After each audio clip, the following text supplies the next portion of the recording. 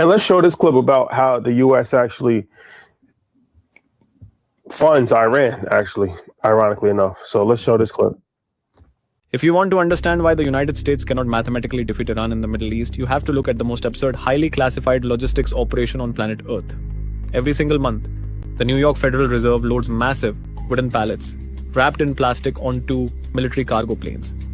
Inside that plastic are billions of dollars in crisp, physical $100 bills. They fly this cash completely across the world and quietly unload it at the Baghdad International Airport. Since the US invaded Iraq in 2003 and destroyed its financial system, Iraq's oil revenues are legally held in New York.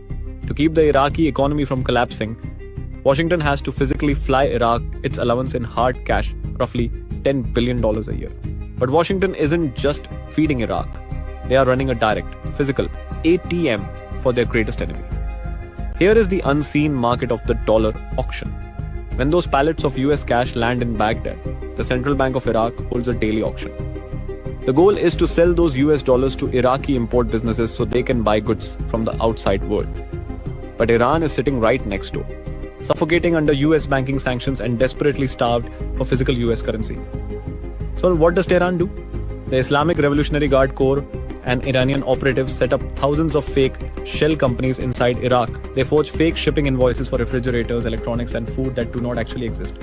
They take those fake invoices to the Baghdad dollar auction and they legally buy up the American cash. Once the transaction clears, the digital money becomes physical.